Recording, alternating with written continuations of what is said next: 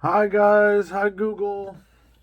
I'm just in for another video weekly roundup after the end of the week. Monday is a brand new day. Sunday we had our commander games. I took Amanatsu out. Well, it's the only deck I have following my standard use terms. Only playing one deck to grind as much logic as I can for this commander under different play styles and different formats. It's Amanatu, one in 100 commander version sets. So that's one each card individually set and unique one. In and 100 choices for Amanatu. So Amanatu, the commander, is officially the 101st card, and there are 100 cards in my deck. Um, and I took it out with so I played multiple commanders. I played some of the older commanders, older than Amanatu. And my build is Permanatu, so I play permanents that blink in and out and have different enter the battlefield effects.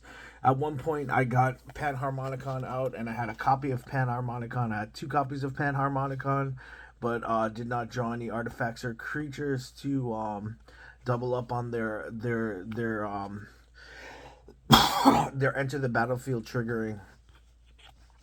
So in this one, I have Mirror Maid, Aether Channeler, Twisted Embrace, Swiftfoot Boots, Orzhov Basiliska, Orzhov Chancery, Hulking Metamorph from the new set, Panharmonicon, Marsh Flats, the Sackland, Foil Sackland, Tranquil Grove, Prayer of the Binding, Lorn of the Third Path, which is from Brothers War, Biblioplex Assistant, which is from Strixhaven.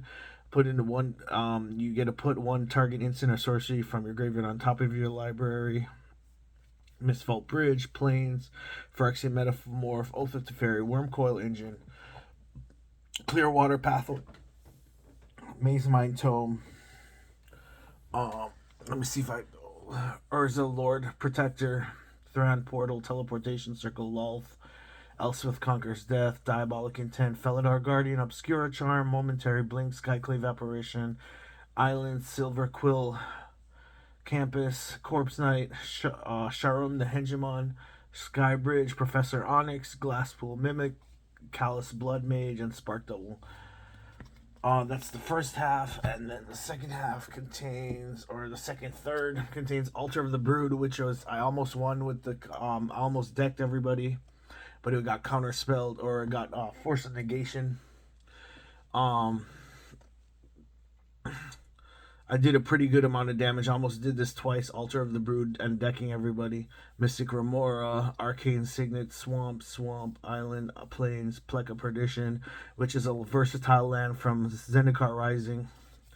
Urza, Prince of Krug, Neverenthrall, Orborg Tyrant, Massacre Worm, Static Net, Psychosis Crawler, Portal to Phyrexia, Underworld Hermit, Violent Tumor, Plains, Eretai Resurrected, Dimir Aqueduct, Uncharted Haven, Mightstone, Weakstone, Godless Shrine, Bright Climb Pathway, Swamp, Commander's Fear, Lull Mage's Domination, which lets me take their commander to get extra points in the commander set, Fell War Stone, Flicker Wisp, Chromatic Lantern, Watery Grave, Underground River, Yorian, Cave of Koilos, Replication Specialist, Sculpting Steel Island, Replication Specialist from Kamigawa, costs 5, flying 3/4. When a non-token artifact enters the battlefield, you may pay 2 and make a copy of that artifact. So that's pretty much how I got the extra Panharmonicon. And now for the last set, Karmic Guide, Gary, Grey Merchant of Asphodel, Aether Mage's Touch, Soul Ring, Urza Lord High Artificer, Hero of the Dunes, Cloud Key, Repair and Recharge, Priest of Fell Rites, Drafna, Founder of Latnam, Mox Amber, Plains, Waterfront District, Swamp, Snow-Covered Plains, Solemn Simulacrum. Oh, sorry, I can't see anything. Solemn Simulacrum, Snow-Covered Swamp, Magister Phoenix, Glasspool Plain, Command Tower, Raffine's Tower, Teferi, Temporal Pilgrim, and Sun Titan. So that was pretty much my deck. I was playing Permanatu. I have 2 counters, which is the Charm and Eretai Resurrected, which is a hard counter for 4. It comes on a creature. When you counter it, they draw a card. I can blink in and out to I can blink it in and out to counter spells. It's really good with Displacer Kitten, which is not in this deck so far. So I'm thinking maybe figuring out some of the other one like Worm Coil Engine, Psychosis Crawler, some of the things that don't have ETB effects to replace.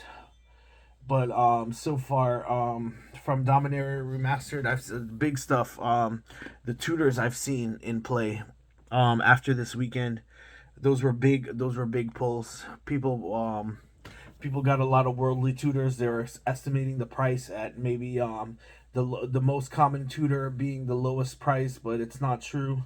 I was reassuring some of the guys that their worldly tutors and some of their easier gotten tutors are definitely still very expensive because of the color ratio, green being the most highly played color. Green and is it green? Green is very highly played in our shop. I played against green multiple times. The two commanders were mono blue. One was green blue, and the other one was green white red.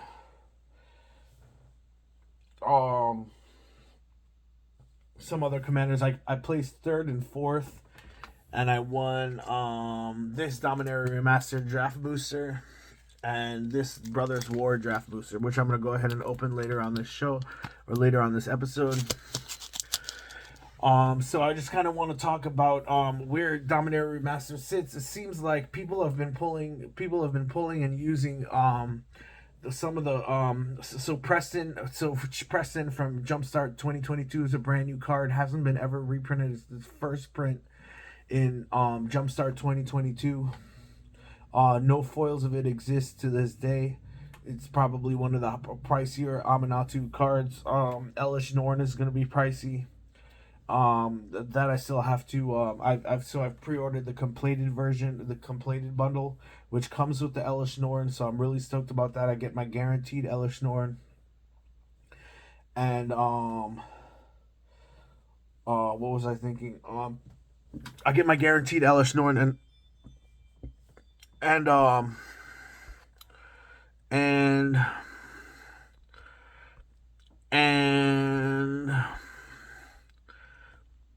and that's I get my guaranteed Elish Norn, and then I get eight I think 8 to 12 packs of Phyrexia all is one, so which will be really good. So that's 12 guaranteed rares. Pretty good, stacking up at a whopping $80, but you do get the 40 oil slick lands, which is going to go right into my deck. Those are beautiful, one of a kind. They're all going to go in there. Like you pretty much have to buy collector's bundles or collector's boosters to get those, to get the same thing, the same kind of quality of land type in your decks or in your collections. So for the as far as Magic the Gathering is going so far, we're stacking up as well as the other card sets, the ease of collection versus the cost that it costs to collect. Right now, some of the older sets, I'm talking sets maybe less than a year old or a year old, for full collections, that's full collection would be one of each card, one of each number at the bottom, numbered bottom, from 0 to set number. Stacking up at maybe $200, so it's $200, $200 every 3 months, and you can collect. So $200 every 3 months is less than $100 a month. For less than $100 a month, I mean that's pretty expensive considering if things are tight for you, and it's a little expensive for a game. But you'll be at a slightly slower collection rate than others, but it's still viable, and you'd still get one of each source for under $200 every 3 months. So it's still coming up as pretty affordable depending on your financial situation. I've been through disability. I'm on disability right now. For my mental as well as physical problems, and I also work 2 hours at McDonald's. So it's been really hard for me to collect and stay up to date with the magical archives.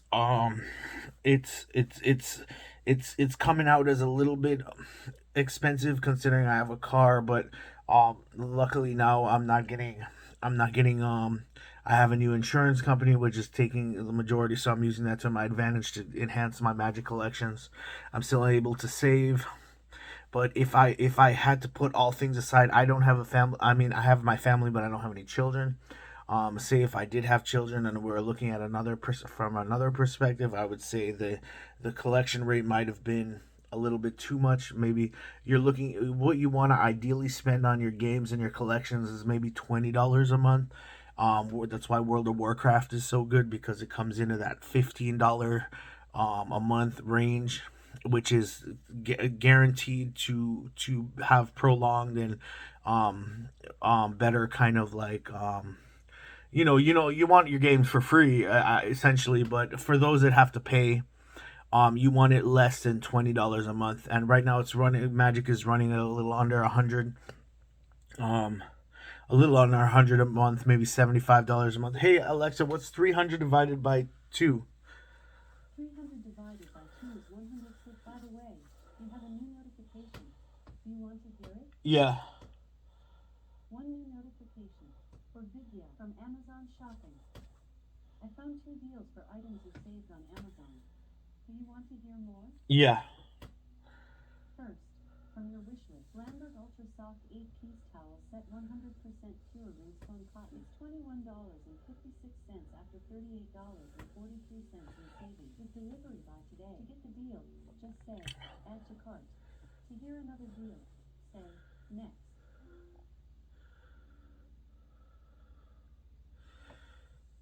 No, thank you. What did I say? It was coming up at $200 for every 3 months. That was it. It's depreciated collection because you're collecting it in the past. I mean, collecting it. You're after those sets has already come out. You're not pretty much buying any of the new set unless you have like $3 to spare to buy a collector's booster, or like $3 to spare to buy a draft booster. Which I paid 10 for my tournament. I got $12 return. So I mean, I pretty much did good. Just placed third and fourth, which was good enough to stack me a gain on my tournament fees. I picked up the lands; those are for collection. I only collect the foils for collection because they increase in value as time goes on.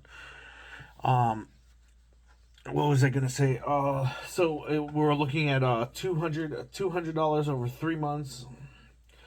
Hey Alexa, what's 200 divided by 3?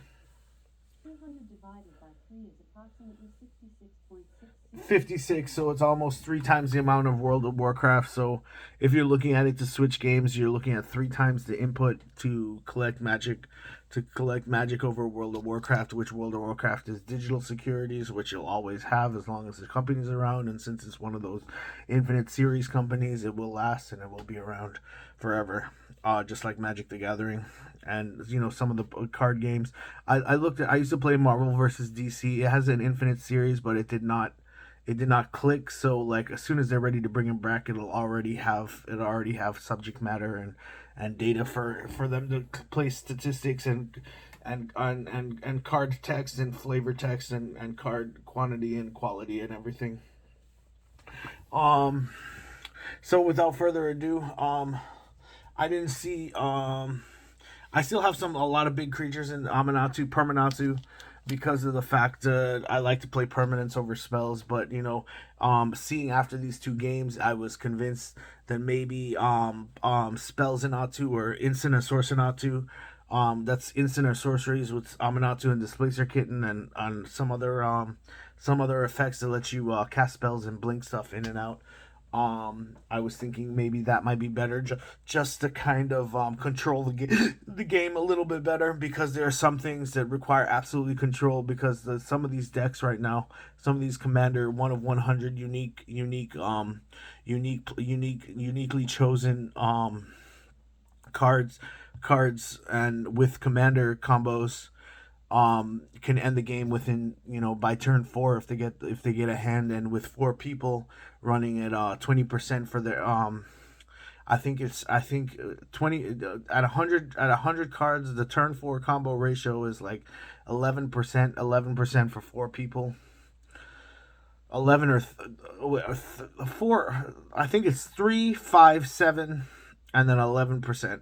They have their 3% chance that they draw their 3 or 2% chance that they draw their natural win, and they can finish it before turn 6 or turn 5. One player was about to end the game on turn 4, but it caught the hot end of a counter spell, so that guy saved us from that. I think they should get points for that, for stopping someone's infinite combo or stopping someone's victory combo. But I don't know. I'd have to double check the rules. But we're at 15 minutes in, guys. I'm gonna go ahead and open these packs so you can see what we got going on here, and that'll be that. That'll be our weekly roundup until next week. So we got our Brothers War draft booster. Let's go ahead and crack it open.